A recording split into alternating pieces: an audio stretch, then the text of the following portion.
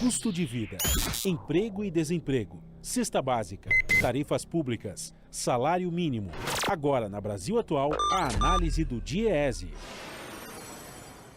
E nós vamos fazer contato agora com o diretor técnico do DIEESE, Fausto Augusto Júnior. Bom dia, Fausto. Bom dia, Glauco. Bom dia a todos.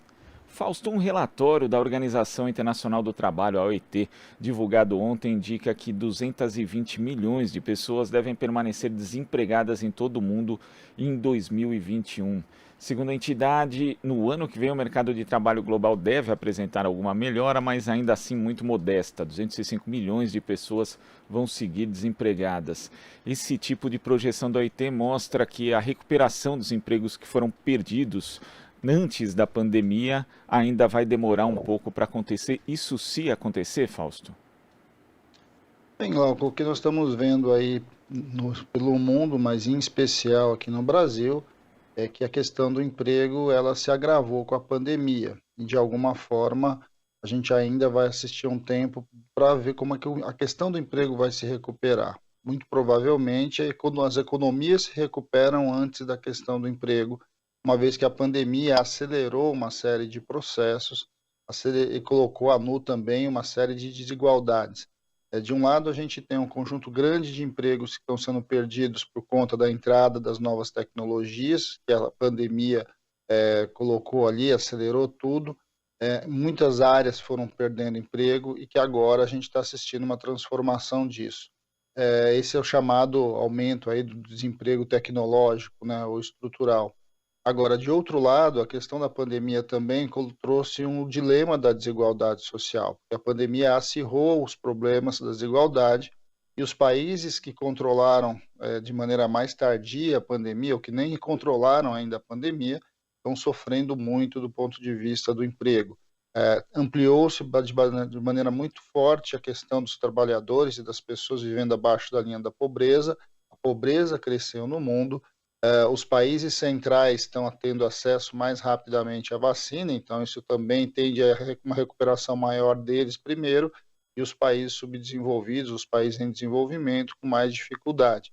Esse é um pouco o cenário que a gente vem vivendo aí no mundo, e o mercado de trabalho tem, de certo modo, ele representa um pouco esse aumento da desigualdade que a pandemia colocou.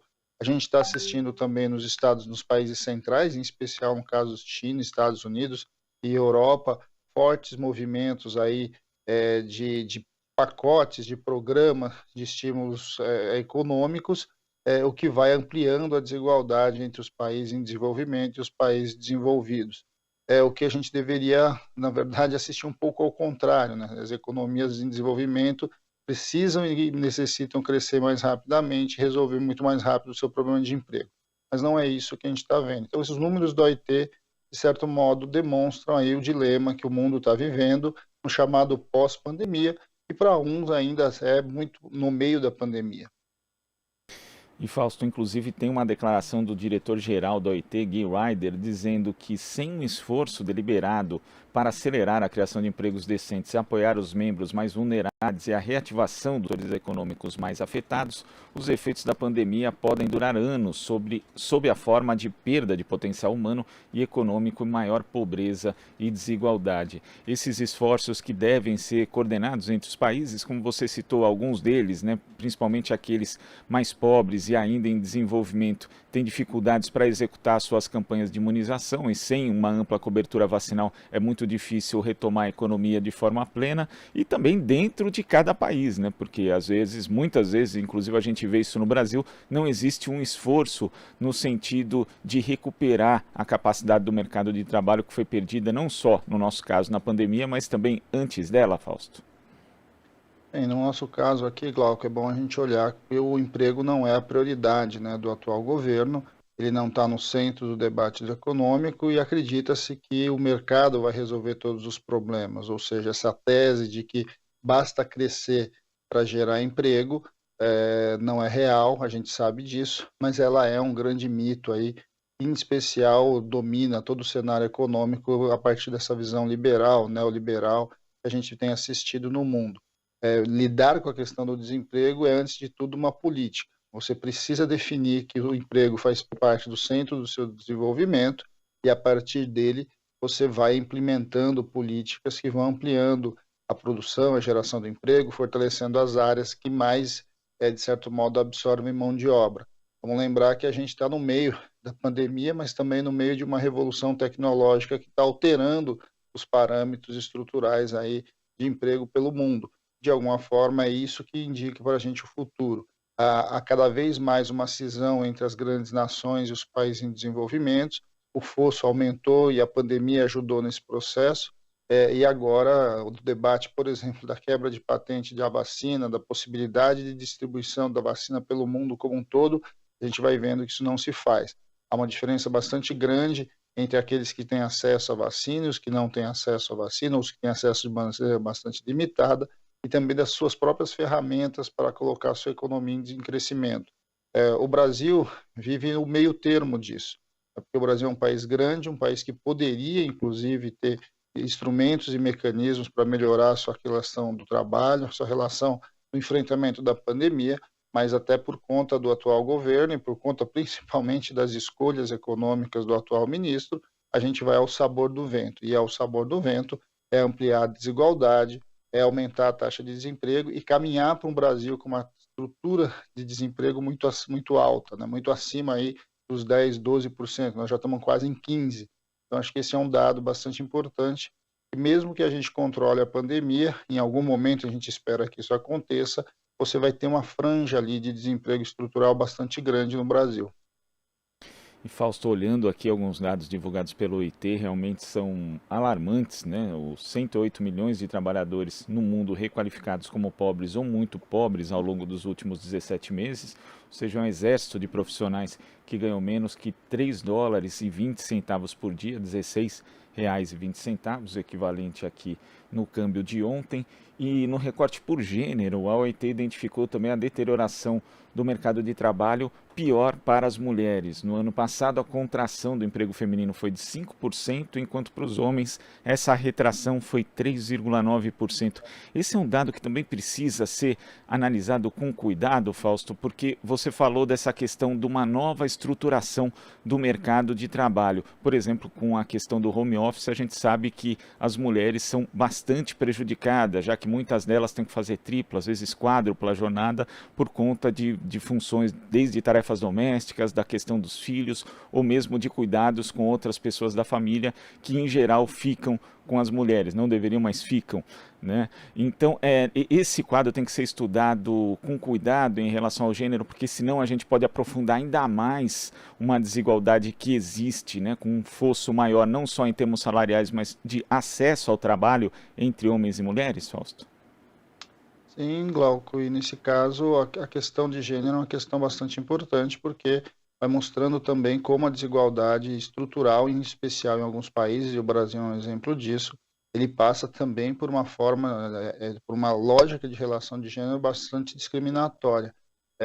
E a gente vê que mulheres com a mesma formação ou com a formação muitas vezes superior têm uma remuneração mais baixa e a taxa de desemprego normalmente é maior.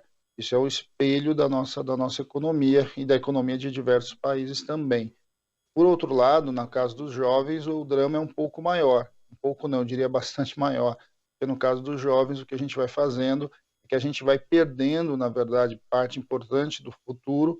As pessoas que ingressam de maneira precária no mercado de trabalho, elas carregam consigo a marca dessa precariedade, ou seja, elas continuam em empregos precários, continuam com baixa renda, baixa remuneração e, ao mesmo tempo, de certo modo, muita insegurança no seu processo laboral. Isso, de certo modo, carrega para o futuro um dilema e, de certo modo, para países como o Brasil, que ainda tem uma população jovem bastante importante, é uma perda de oportunidade de ampliar o seu crescimento. Então, quando a gente olha para os números, né, e a gente olha para a questão do desemprego, a gente vê essa cisão entre o crescimento econômico e a geração de emprego e renda. E, por exemplo, agora, nessa semana, nós tivemos a publicação do PIB, o governo comemorou o crescimento aí do Brasil, mas quando você vai a miúde nos dados desse crescimento, você vai ver que esse crescimento ele também foi bastante desigual, também foi puxado por setores exportadores, principalmente agroexportador de um lado, mas o consumo das famílias foi um consumo, você teve perda, né? Você teve encolhimento do consumo das famílias.